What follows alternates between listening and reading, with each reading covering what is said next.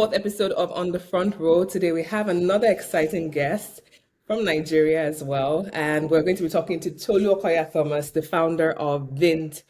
Vynt app is the premier secondhand clothing shopping platform in Africa, and she's doing an amazing thing just getting this started. So we're going to dive into the complexities of our business, the exciting opportunities, why she started this, and then where the future of secondhand fashion retail is going in Africa.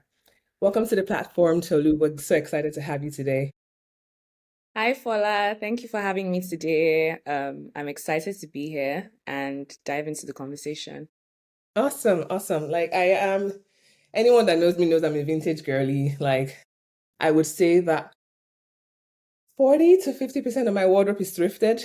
My favorite things to buy are vintage earrings, vintage watches, little watches, blazers, anything wool, anything cashmere I see in vintage, I always love to buy. I love collecting scarves. So I am so excited to talk about this topic today because it's quite close to me, and I'm also very passionate about, circularity in fashion and sustainability, but particularly looking at it from the lens of an emerging market like Africa and Nigeria, particularly where there's a lot of nuance to shopping secondhand. So it's going to be an exciting one to dive in. But before we go into the gist of it, I would like to just know you a bit more. Tell us about yourself, just your background, and how did you even think about starting this business? So my background is actually very unconventional and interesting, I would say, for a founder. So I actually studied law in university, but I always say to people that when you're 18, you're too young to know what you want to do. So I grew up with my parents, and if you're from an African household, you're familiar with this, right? It's like people telling you, "Oh, you talk a lot, you'd be a really good lawyer." And so when it was time to pick a course to study at university, I just thought, okay, why not do law? Because I had no idea what to do.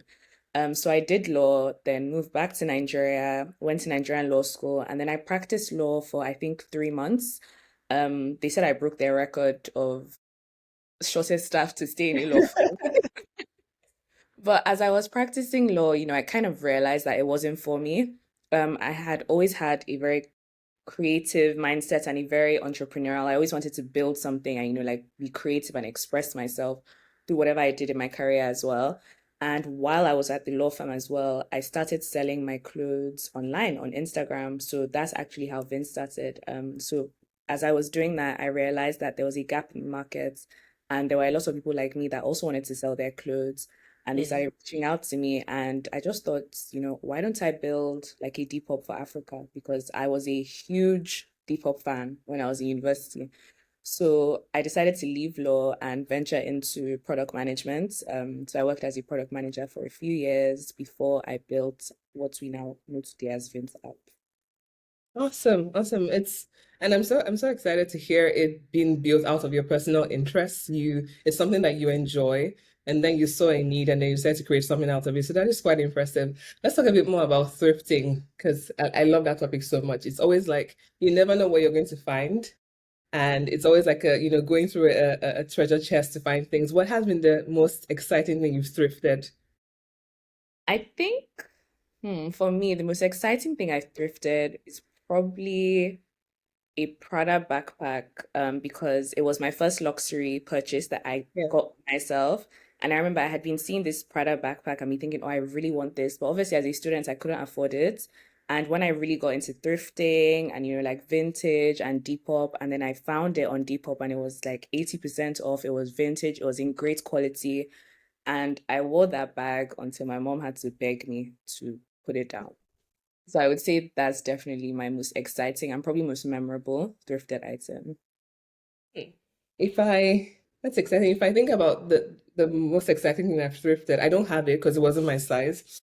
The YSL 1995 separate pieces. So it was like this wool blouse with kind of like tweeted on the front. And I didn't even know what I just saw YSL and I just purchased the set. And then I went to Google it, like I just put the description and I Googled it. And then I saw it on the runway. I was like, oh my God. But I had to sell it because it was way, way smaller than myself. But I always just remember that as, one of the most exciting. And I think I just bought it for like 30 euros then in Paris. But yeah, I love the world of thrifting and even vintage. Just to know, like, so you started out as a hobby and you you've seen Depop, you've seen the Depop platforms in the UK and how it runs. But what point did you, and then you started selling on Instagram, but what point did you know that this could be a viable business? And not just viable business because you've seen it in working in the UK and the West, but then to take it home and work in Nigeria. So when I started selling on Instagram, I had a huge influx of people asking me to please help them sell their clothes. So I Mm, would say that was the first kind of signal that, okay, there's a gap here and there's something here. But then beyond that, I went, kind of into Nigeria and, into schools, and I spoke to a lot of people. I started sending out a lot of surveys and doing a lot of research. And I found that a lot of people actually consume secondhand. That is, I would say, the primary mode of consumption of fashion in Nigeria, anyways, or, the majority of people consume secondhand. So I realized that there was a huge market for it, and there were a lot of potential buyers and a lot of potential sellers, but there was just no platform to kind of unify them in a seamless and in a safe environment. So that's when I realized that, Vynt was something that was needed in Nigeria. And like you said, yes, like Depop. So essentially at first it was okay, Depop is needed in Nigeria, but then Vynt is like Depop reimagined, particularly for the Nigerian and for the yeah. African markets. So as I started to do my research, I started to see that okay, even though this is needed, it has to be very different for our markets, right? Because we have peculiar habits and we have ways that we consume fashion and ways that we still relate to like technology and like building trust. So I would say that was the signal for me. It was a combination of research and also just demand from a community that just organically grew from Instagram. That's good. That's interesting. And I'm just going to just get into the business of it and also just the realities. I think one of the key things that would come to mind if you want to talk about secondhand in Nigeria or even in Africa is the perception around it. And it's such a, it's such a paradox because secularity is ingrained in us. Like everyone, you grow up wearing your older sister's clothes being handed down to you. Every Christmas, we bag our things and we take it to the village to share, people that are less privileged. We have that culture of reusing clothes. It's very odd for you to take clothes and throw it in the dustbin. It's very hard for a Nigerian to do that. You always have to pass it on to someone else. But at the same time, there's still that stigma around shopping secondhand. So if I use a personal example, I used to shop secondhand when I was younger, when I was in my teen years in uni. We'll go to what's the name of the market? It wasn't Aswani was the one in Oshodi. There was Kotangora market, yes. And then it was such a hush hush thing. My sisters and I would wake up very early in the morning, steal our mom's car, park somewhere discreet, and then just go and come and and thrift whatever we could find and take our haul. Very happy, very excited, and then run back to the car before anybody sees us.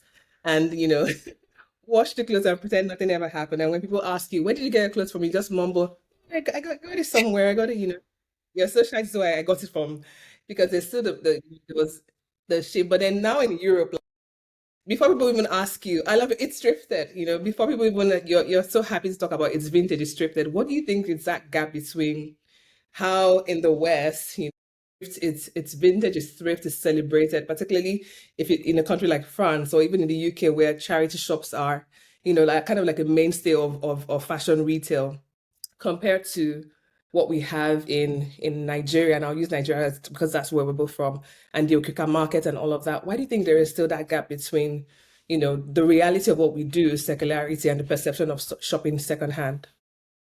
You know what? You hit the nail right on the head because when we were launching Vince, right, and with all the research that we did, we realized, like you said, that the perception around thrifting was very negative and almost very, hush hush and very, don't tell anyone you thrift, even though you do, which I found very interesting, right? Mhm. And so, even though it was something that we all did, we decided that it was important to let people know that you've been venting all along. That's what we call the campaign, right? So the idea is Mm, like this is something that you have been doing all along, and it's not something that you need to be shy about. Like it's cool, like thrifting can be cool, like thrifting can be accepted, like thrifting is still stylish, thrifting is still fashionable. Do you know what I mean?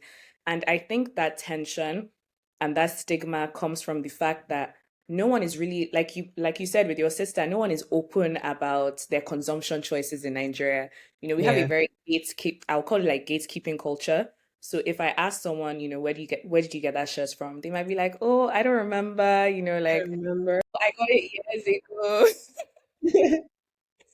and it's a very Nigerian thing. So I think if people spoke more and shared their experiences more with thrifting, I think it would become more socially acceptable and people would realize that, okay, thrifting is actually, it's okay, it's cool, and it's almost even, it's a better way to consume fashion and to shop because, like you said, you find unique pieces, you find affordable pieces, one of one, as opposed to wearing a shirt that maybe like five other people are probably going to wear and it's probably going to rip after you wear it like two times.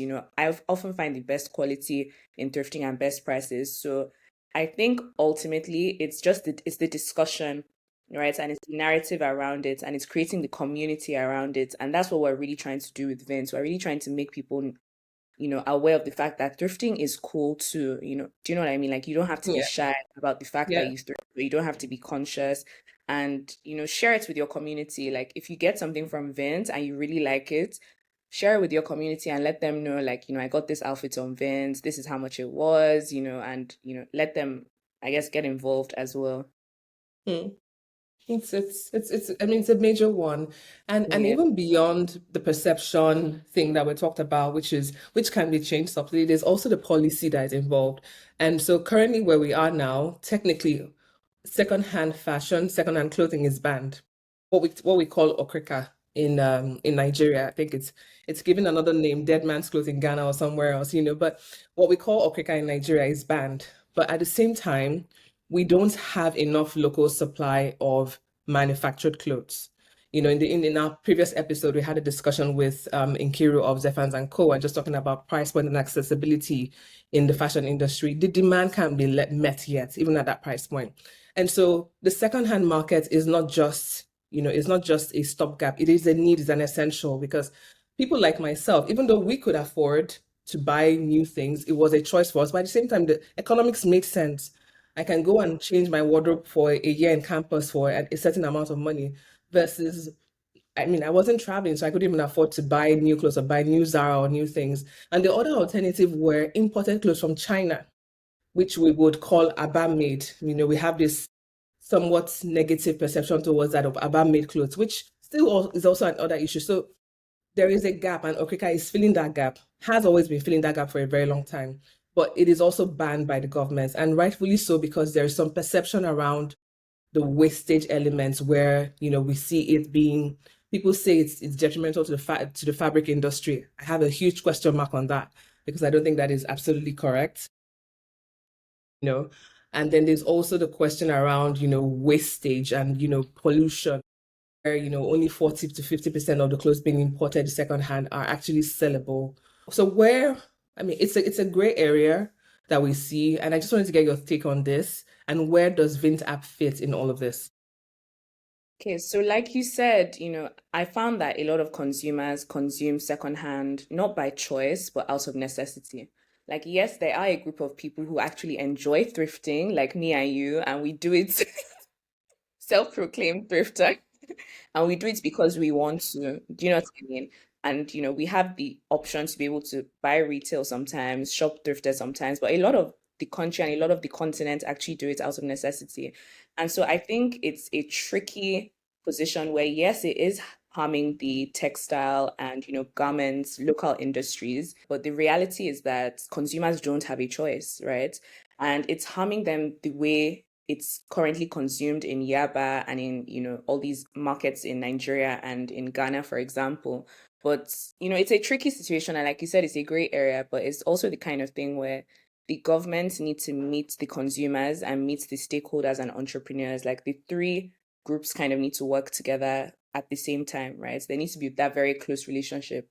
Government needs to do a better job in incentivizing the key stakeholders in the industry, the entrepreneurs, the manufacturers, the producers. The government also needs to do a better job in empowering them with, tax incentives, give them investments in the area, and also enforce laws, like importation, for example. But at the same time, the government cannot kind of enforce importation if they have not given that empowerment and structure and support to the industry so that they can actually manufacture at prices that are easily consumable by the African consumer, right? And don't affect their pockets and don't mean they're having to spend their last dime on clothes when they have other necessities that they need to meet. So I would say it's a work in progress. And I don't think it's impossible, but I think all stakeholders need to work together for the future of Yeah. sustainability.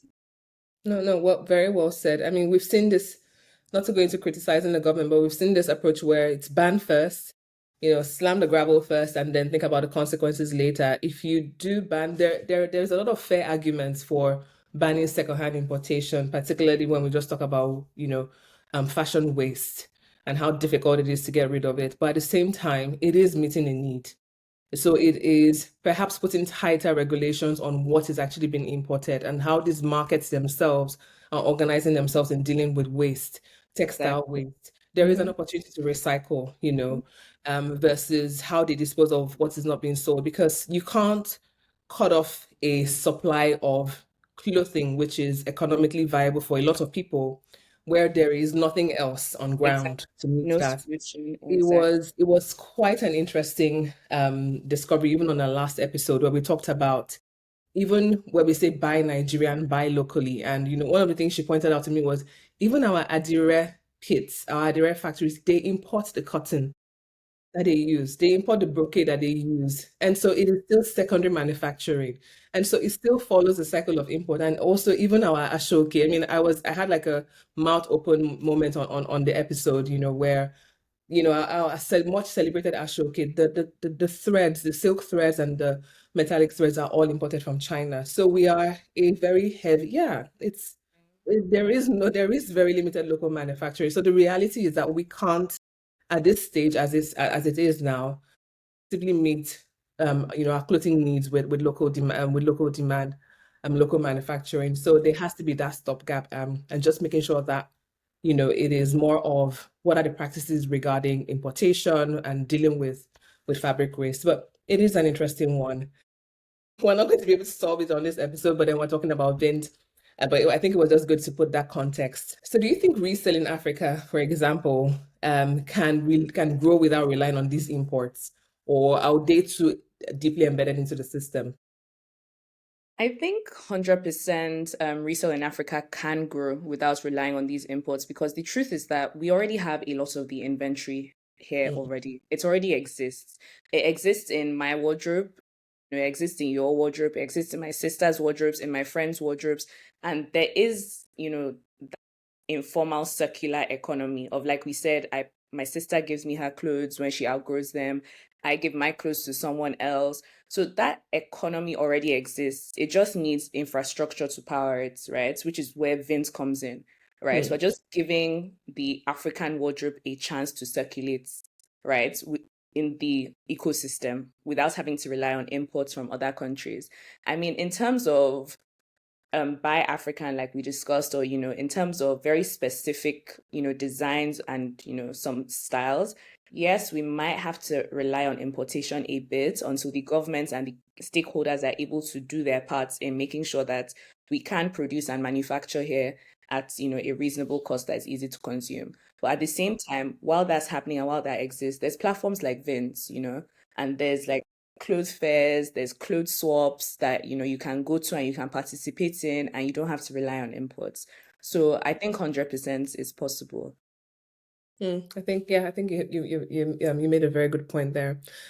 And I think just to get your hard lines view on this, is it a chicken and egg situation where because because we buy Okrika, the fashion in the textile industry is diminishing, or is it because the textile industry is diminishing that we are forced to buy and import Okrika? Which comes before which? I think, I think because, well, I'm biased. I'll just start by saying that, right? I'm biased because I'm heavy on sustainability. I'm heavy on, being very aware of my choices and, how I consume. And because I think like that, this answer is going to be biased. So I just have to say that before I, go into my answer. All But I would, biases acknowledged. but I would say that for sure we buy Okrika because the local textile and garment industry is not developed to the point where it should be, right? I think also Okrika, a lot of the clothes that we wear and we buy from Okrika are not actually native to us. The Yes. styles are not really our styles, right? I would say they're kind of, they were adopted, adopted from different cultures, adopted as of necessity because based on price, adopted based on accessibility as well. But I wouldn't say it would be a choice if we had garment industries that, were just better. And I think you also find a trend in Nigeria of a lot of people making their own clothes. A lot of people have tailors or like tailor friends, or even I have friends that make their own clothes. Like they can sew by themselves and they just make like, little tops and little dresses and things that they want to wear. People are like crocheting, we're Yeah. very creative in Nigeria, and I see people really wanting to like express themselves. And I think a lot of the clothes that come from these Okika markets are not actually that exciting. And I don't think they're what people really want to wear. Hmm. It's just out of Mm. necessity. Yeah. I have a similar view to yours, but I think it's two things. So you would still, I think there's also the demand from a perspective of trend and everything. You would have a young person wanting to wear Zara, wanting to wear New Look, or whatever high street fashion brand, That's trickles down into the secondhand market. They can't necessarily have that replicated by a Nigerian brand per se, why in else? some areas. Yeah, but I So, also but think it's yeah. because we haven't been able to, because we haven't solved the local manufacturing and production problem, we also have not been able to export our fashion at scale. At scale. So Mm. that has also meant that in terms of trend, the trend to follow are these Western styles, like Yeah. like Zara and H&M. Yeah. But now that I don't know if you've noticed, but we've been We are also becoming trendsetters. Yes. exactly, and it's now becoming trendy. I'm seeing people on Instagram, and like celebrities in America wearing, like Adire styles or like even Dye inspired, Andrea Ayama, all these Yeah. brands. So I think we will now start to see a shift. It Mm. will take time, but I think again, I will blame everything on sustainable choices and, the Okrika markets. I am really not for it. But Yeah. I mean, it is one that we can't really go black and white on. But I do agree that things are changing. I do agree that the the way the market served consumers, those secondhand markets served consumers in like 10 years or 20 years ago, it's not the same thing anymore. Because back then, it was everything and everything. I remember getting our leather Mhm. shoes, cutting our shoes, or those ones that will last for 20 years and they will never spoil. Getting leather shoes from there, getting backpacks, things from there that were like essentials. You would see parents going to shop those things. And then these were Western made products where, the quality would be relatively acceptable and good. And you can find things in good condition. And it served that market. It helped a lot of people. But then also knowing that what the market looks like today, it's been a while since I've been able to visit any of those markets, but I know for sure that it's not the same thing. The quality of what is coming in is reduced. There's a lot more inflow from China, um, as a source, as a main source into what's coming there. So the argument is shifting. Which comes back to the whole thing of what exactly are we importing? Is it the same level of quality that we had back then where it could serve versus just becoming dumping ground where, we're having things being moved into the Yeah. continent for waste management? I think we've done a bit of justice to that, but it's quite an interesting one to just tackle the underlying socioeconomic issues and even the cultural perspective. But let's talk about Vynt now and what you're doing with the app. Just tell us about the journey so far in terms of building the app. I know you're a lawyer, but you're building a tech-based platform, retail platform. What has been the highs and the lows in building the app out? The highs and the lows. So I would say the highs and the lows with building a tech platform coming from a law background, I would say definitely being a, I don't want to call it a low, but I would say a challenge for me is definitely being a non-technical female solo Mm. founder. That comes, each aspect of that comes with its own peculiarities and challenges, I would say. I think with building the actual product out, being non-technical was a bit difficult, because I started off thinking, I really needed a technical partner. Also when I would speak to even like investors, they're very biased towards investing in a team that has a technical and a non-technical partner. Mm. So I really thought I needed that, and I went out looking for one, and I found one, and we were building the product, and a few weeks into the process, he ghosted me. And I know. Did it happen on a heartbreak? You know what? Situations where you realize what's happening, you just close your laptop down and you just end the day and you're like, okay, I'll try again tomorrow. So that's what happened. And I realized that, okay, maybe I can actually do this, by myself, instead of outsourcing this technical part and trying to rely on someone, why don't I just hire a team and build this Mm, in-house, right? And so that's what I did. And that's how we ended up here today. And I'm happy that I had that setback, because if I didn't have that setback then and we didn't fix that situation then, it would have been a nightmare now, right? yeah. Because imagine a situation where a user is calling me to tell us that, oh, there's this bug on the app, or the app is not working, and I'm having to call an outsourced team and wait for them to respond. They have multiple clients. So I would say a lot of the lows that I have experienced are more challenges, and I've Hmm. really learned and I've grown from them. And I also think a lot of the challenges that I thought I would have when I started the app Hmm. are really not what actually played out. When you're starting a business, you kind of write your list of challenges and risks to try and, like foresee and try and solve, whatever you can before it comes, right? Like prepare, they call it prepare to fail, right? Hmm. And so I did that. And the other day I was actually reviewing that sheet, and it was so interesting to me that all those problems and challenges that I thought would be the challenges were not the challenges at all. All right. Mm. I would say another challenge that we've had is definitely logistics. Logistics in Africa, and especially Nigeria, where we've launched, is not where it needs to be to support e-commerce. Mm.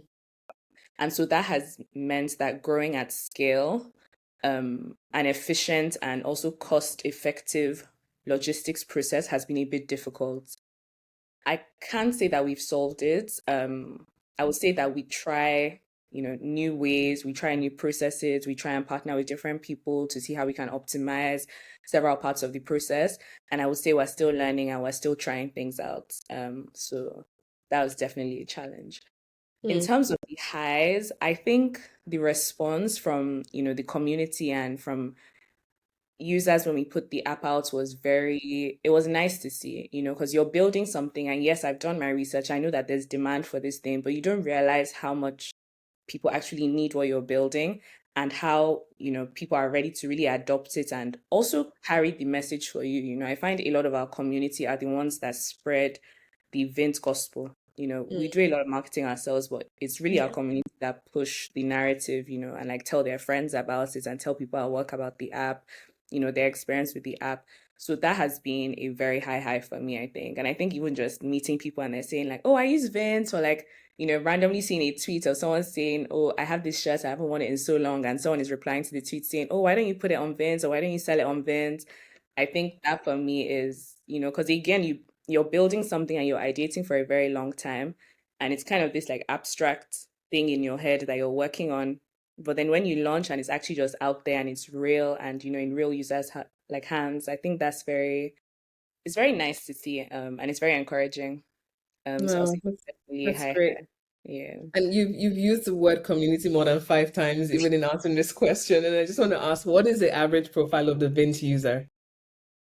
So the average profile of the Vynt user is, I would say, most likely female, most likely anywhere between 24 to 30. So maybe she has a job, you Okay, know, so squarely in the Gen Z. Yes, exactly. She has a job. Maybe she's at her first job, and she works on the weekends. She goes out with her friends. She goes to the cinema. She goes to the beach. She hangs out at the Sorry, I've said cinema. Yes. She, yeah, she hangs out with her friends. She has some disposable income. She's following the trends. She's very into fashion. Her style is still evolving. So she has a lot of clothes that she might not wear anymore, because last year and this year she's not the same person. She's reinvented herself at least 5 times in that space. I would say that's our typical profile. It's exciting. And have you had any community event yet, like physical meetups or is it still, is it still mostly online? Yes, we have actually. We've had a few. So last December, before we launched, we were at Vynt souk, which is kind of like a streetwear souk for a lot of Mhm. brands in Africa come together in Lagos at Christmas. And so before we launched, we did that just to, get into the community, introduce people to the idea of Vynt, speak to people. We had like the interactive app on an iPad, so people were going through it, giving us feedback as well before we launched in case there was anything that we needed to change. And then when we launched, we had a pop-up in June or July. I think it was July actually, during summer. So we called it the Vin Summer Pop. And the idea was we wanted to bring our people offline and in person because, like you said, Mm. community is very Yeah. important to us, right? Because not only are we trying to create this platform to enable people to buy and sell, but we also want to push the narrative and show that thrifting is cool. And, there's this cool community of people who thrift and love bargains, and, and you can be a part of it. So we brought that offline and we had a huge pop-up sale with, sellers and buyers from the community, from the app. We put the word out there and the turnout was great. It was a really good event. And we're going to have another one in Christmas. We're Hmm. calling it Vynt Mary Pop. Oh, Um, great. yeah, so we're going to have another one in Christmas. And then we also had our first community event to celebrate hitting 500 in we have a little WhatsApp community, which is like the Vynt core. So we just hit 500. So we did a little hangouts just with drinks and we had, art, paint and sip just to celebrate. And we plan to have a few more as well. Sure. And if you're going to just like now you're going to describe your products and you're going to sell your product to us and tell us how the Bean profile is. If I'm downloading Vint for the first time, what is the process going to look like for me? So if you're downloading Vynt for the first time, the interesting thing with Vynt is you're a buyer and a seller at the same time. So if you download Vynt, you can buy, right? As soon as you download, we suggest a few profiles to you based on your interest. We ask you for a few basic information just to know who you are, to be able to suggest things to you, right? And from that point on, we want you to explore. We want you to enjoy the thrill of thrifting, so we encourage you to do that a lot in different ways on the app. Add to your cart and check out. If you want to be a seller or you come on as a seller, we ask you for ID verification just to protect our community because safety is very important on the platform and to build trust as well in the African markets. It's very important that we have, a safeguarded community of vetted buyers and sellers, especially sellers. So we do some ID verification and then you upload your listings. We ask you for a few pictures, real life images, so that your buyer can see what the items actually look like in real life. For descriptions, we ask you to disclose any stains, any wear, any tear, prices, color, brand, and any other information you want to share. And then you submit your listing and it comes to us back end and we have to approve it just to make sure again that what is being put out onto the platform has integrity and is good quality and is adherent to the guidelines of what you Mm. can list as a seller. And once we accept it back end, then it gets published onto the app and anyone can buy it and you get a notification. And once the order is complete, you get your payout in 24 to 48 hours. Oh, super. So it pretty much has sort of like some similarities what we have with the other major profile platforms that we have, Depop and the rest of them in terms of that ease. What is the revenue model like for you in terms of how do you earn? Is it commission based? Is it percentage of sales value or a flat charge? So we currently charge a percentage of sale value. So we currently charge 10% of the sale Okay. value. So we keep it very simple. We don't charge you until you actually sell. And we Okay. also ask our sellers to incorporate that consideration into their pricing as well. Hmm. Oh, Yes. super. All right. So still on the money, let's talk about money and following the money in terms of investment. I know you're still a startup. You've gotten some level of skill, but then there's still a lot to do. How has it been, raising funds from investors and what are the challenges you have in pitching to investors? Because you have on one hand a use case in the West where globally the resale market is booming. It is projected to grow by over 30%, even from a luxury perspective and how consumers are buying things. Gen Zs are buying more of secondhand. And the statistics are out there that global resale is going to be even outpacing regular resale in the coming years. So that is one strong argument on one hand.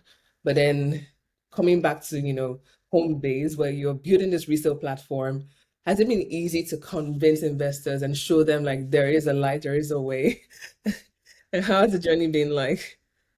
Definitely not. So, after doing a lot of research about how startups work and, building an MVP and, raising investments, I decided, okay, before I even started building the platform, I decided I'm going to build a deck. I had my Instagram page, I had traction and numbers from there. I was like, I'm going to Mm. build a deck and I'm going to go out and I'm going to talk to investors. First of all, I got a lot of what? Come Like what? again? Yeah, like come again. Like what did you say you're building and for who and why? Like, are you sure? I got a lot of, are you sure you want to build this? Like, are you sure you want to take this on? Like a marketplace is not easy. And not only are you building a marketplace, you're building a marketplace for fashion. Like, Mm. there was a lot And of not just really fashion, secondhand fashion. exactly, it's very niche. Exactly. Yeah. Like there were some people that appreciated the fact that it was very niche, but they just said straight out to me that it's niche, but I just can't take that risk Mm. because it hasn't really been tried and tested in Africa. What we're doing at Vynt is it's the first of its kind in Mm. Africa. And like you said, they're used to it in the West, but it's very new to Africa. And so with African investors, there's that concern of, I've never heard of this thing before. I don't know what you're Mm. talking about. And with Western investors, there's the concern of, okay, but investment and the whole startup culture in Africa is still even kind of new. We're still getting used to it. We're used to fintechs, we're used to health techs, we're used to ed techs, but a fashion marketplace, like really, are you sure? So I think there's a mixture of people not understanding and also underestimating the markets, I would say. Mm. And I try to explain to a lot of people that 80% of Africans actually shop secondhand, right? So there's a huge market and a huge market potential, and this market size is huge, for Yeah. this to grow, right? And Demographics wise, population growth wise, yeah. exactly, and the fact as well that it's still largely offline and informal, there's also a huge opportunity for a digital or like tech, inspired solution to come in and really like solve this problem at scale and, solve a lot of the, I would say, loopholes and inconveniences. I Mm. don't know what to call Mhm. it. Yeah. So it's been very interesting. So I started off trying to raise, and then I realized that actually, you know what, this is probably not really going to happen. And it's also going to distract me from actually building out, what I'm Mm. trying to build out. Yeah. So I decided to just focus on building the product. I And was like, you know building what, first. Yeah. build the product. I'm going to go to market and my community and the use of the app is going to speak for itself, right? So I'm no longer looking for investments. I did have a family and friends round, and I did raise some money from family and friends, who personally believed in me because they know me, they know my, Mm. track record, they know my history. So they believed in me and they believed in what I was building. But apart from that, I stopped there and I just focused on going to markets and, proving it with numbers. I Mm. don't want to talk anymore. I don't want to not have something to Yeah. show that, look, I told you about this thing and see. I want to go to them and say, see, like here's the evidence. Like I told you about this market and here's the evidence. Mm. Yeah.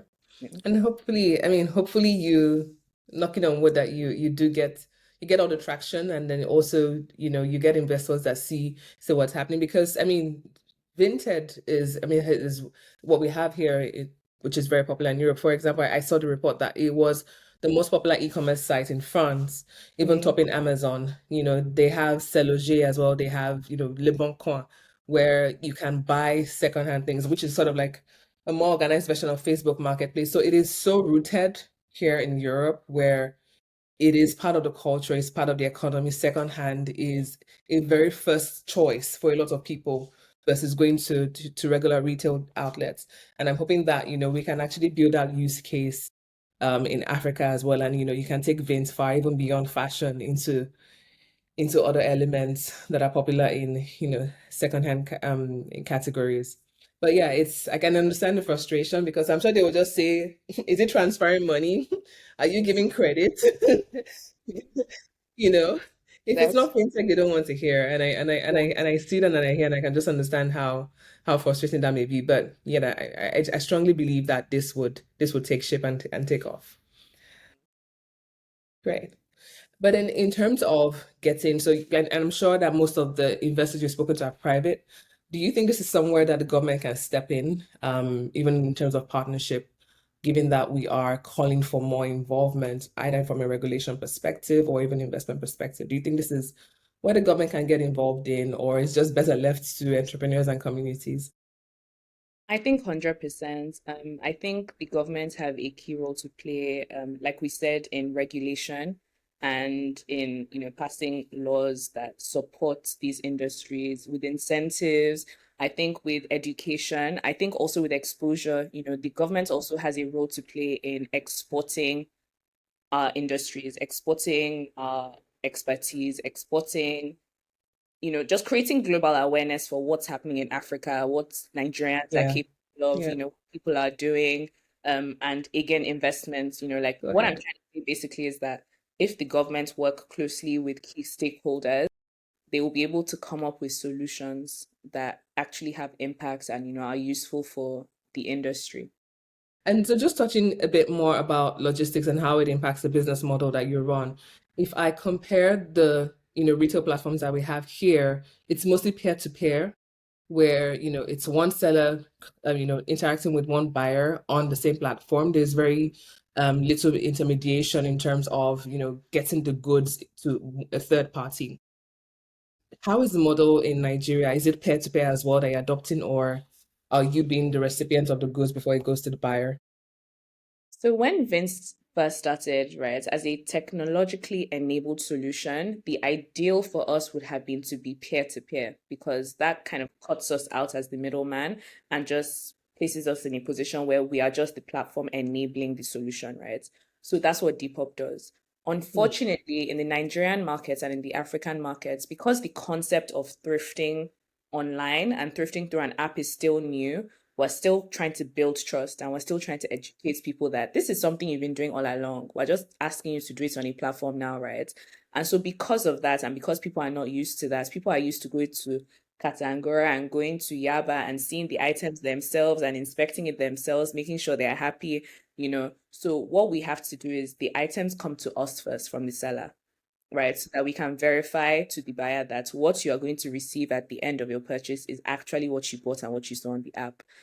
So we've been building that practice and we've seen over time that the quality of sellers that we're having on the platform and also the quality of items that they're posting and also their ability to describe their items better as well. If there's a stain, they disclose. If there's any wear and tear, they disclose.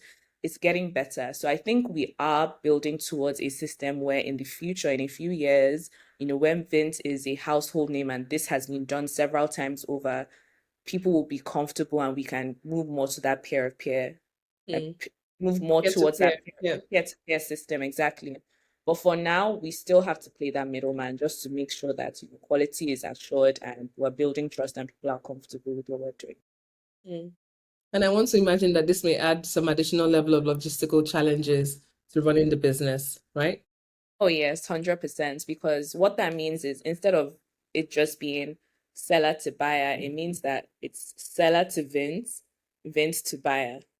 And as we're trying to expand, that is also a huge bottleneck because what that means is we have to have fulfillment centers anywhere we expand to, right? So we either have to have a fulfillment center or a fulfillment partner, which sometimes, you can't also really rely on, right, to fulfill for you to the level that you will fulfill to, basically. Right. So that has definitely been a huge bottleneck. And I think also because the logistics infrastructure in Nigeria is not as developed as it can be, we're not even able to reach certain rural areas. We're not able to get to certain locations easily. We're not able to find certain locations easily. And so what it means also is the logistics cost is also a bit high and we have to Yeah. pass that cost on to the end user. And sometimes they're not happy, right? Mm. And we also can't have, what a lot of platforms do. So like Jumia and Konga, for example, is they have their own in-house logistics. But when you're just starting out, that's not really something you can start doing until you reach a certain scale, right? Because that's a whole other business on its own to manage. So we're in a position now where we have to rely on, partners to fulfill our orders for us. Um, in addition to that as well, the complexity also comes with the fact that apart from the actual physical infrastructure, and like the roads and the networks and all of that, there's also the digital infrastructure that is lacking. There's not a lot of platforms that you can plug into an e-commerce company to help you automate that logistics process. Mm.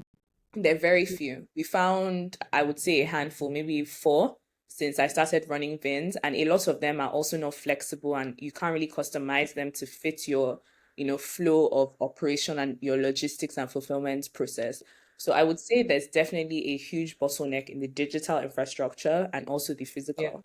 But I'm definitely looking forward to a future and a near future where this improves. And this means that e-commerce companies can go further in Nigeria and further in Africa as well to be able to serve customers better and more cost efficiently. Yeah. And I can appreciate that this is a problem that is not just relevant to Vince only. It cuts across, all the retailers, e-com retailers as well in the country. And maybe just for those who, I mean, just to give a bit more picture, the reason why this works so well in the West is there is a strong network of logistics companies that are very well integrated with local stores. So my local Tesco near me can be a drop-off point or a pick-off point. My local off-license shop can be a place where I pick up my parcels, and they're so interwoven. There are lockers everywhere, and everything is digitally connected with online, offline, updates that you can get. And I see that is missing, and that can just put so much more, having that manual burden of transporting the goods. And it then brings into the question of the economics of the whole thing, because typically this is supposed to be affordable. And even sometimes, the value of the item may not even be that high, but then you're having to match it or even exceed in logistics costs. So I think I see that as, one of the clear challenges that you may need to work through. And it's not just unique to you as well. Yeah. 100%. And again, I think, like we mentioned before, if a lot of us in the industry can come together and build some of this infrastructure or just even support each other and share knowledge so that we know and we understand different people's unique challenges with, like logistics and order fulfillment, we could build something that could be useful to all of us and, future business owners and e-commerce owners coming forward. And, I'm not worried because I know that it's a work in progress. And I Yeah. believe that even in the West, the idea of these lockers just came in a few years ago. Yeah. It's not something that has always been there. They first of all strengthened their infrastructure, then their networks, then, this came in and, they have other forms of partnerships and ways that they fulfill and manage logistics.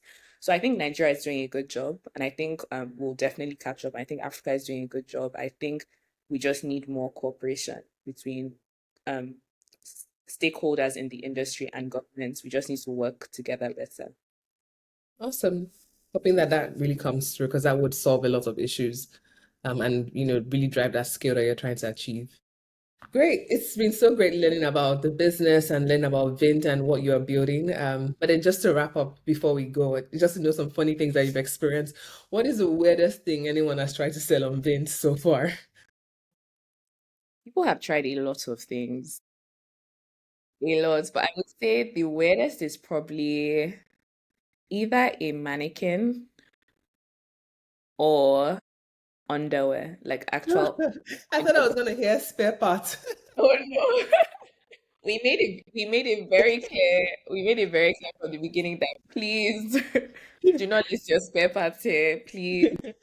We made it Yeah, very my is not too far. I mean, like, but yeah, but underwear is also definitely a no-no. Yeah, no. but that's just interesting. And if you could do like your dream collaboration with one of the global brand or resale platform, which one would it be and why? I think either Vestiaire or Vinted. Yes, Vestiaire for the luxury arm of things, because we Mhm. also have a huge influx of people in Nigeria that have luxury and actually want to sell their luxury and also buy luxury, vintage secondhand. So I think if we could partner with them and figure out the logistics in between, to kind of export and import so that Hmm. people can get value for, what they own and also be able to buy affordable. So definitely Vestiaire, Vinted because we're basically one and the same. Yeah, Vint is Africa's Vinted. Basically, it's rented. Africa's Yeah. tea. Yeah, so I think working with those brands can really help give us, a boost and like certain infrastructure. And I think the partnership will just be very Mm. beneficial, mutually beneficial to the both of us, right? And I have a dream also of working with a fashion house like Tom Brown, YSL, Chanel, Gucci, and having this like upcycled. I just have this dream of an upcycled runway, and Vince being involved in the process of that, and our community really getting involved in the process of that, right? And working with a lot of our African like textiles to create an upcycled line. I think that would be very interesting. That would be very interesting and exciting to see. And I think, I mean, you never know how these collaborations can come, but that would definitely be. And I think if I even look at the luxury houses, some of them have this collaboration or investments where they either just send them all their fabric that they're not using. I forgot the name, but I can put it on the screen. I think it's LVMH. They have investments in this house where, all the fabric, waste fabric from, all the fashion houses are given to that maison and they're able to recreate or sell actually. So it Exactly. is feasible. And I think that would be amazing if we had that collaboration where you're actually not just selling ready to wear and like secondhand clothes, but you can actually sell stock fabric for people that are manufacturing and, want access to cheaper ones. That would be super interesting to see. And I was going to say some members of our community on Vynt are very into upcycling. Like I see people selling some upcycled items on Vynt. I see people buying different pieces of items from the app and coming up with very interesting designs and new upcycled outfits. So I think that would be very interesting. Yeah, yeah. And in terms of, just like closing reflections on yourself and your career so far, if you could give your 17-year-old self, advice before starting out and just going on this journey of going through law and going now into building Vint app, what would you tell yourself, your younger self? I think I would tell myself to listen to my intuition and trust it. It's one thing to have intuition and to know what you should do or know what you feel is right for you. But it's another thing, especially in an African household, to also follow it and do it right and be bold enough to kind of pursue that. So I think I would tell myself to, be true to that. But at the same time, if I didn't go down that path, I might not have ended up here. So I also don't have any regrets with studying law. Law has provided a Yeah. very practical and I think like analytical framework for me to be able to build things that I'm building today. A lot of things that I'm doing today in Vince is because I studied law and I think I think a certain way because I studied law. I'm very solution oriented.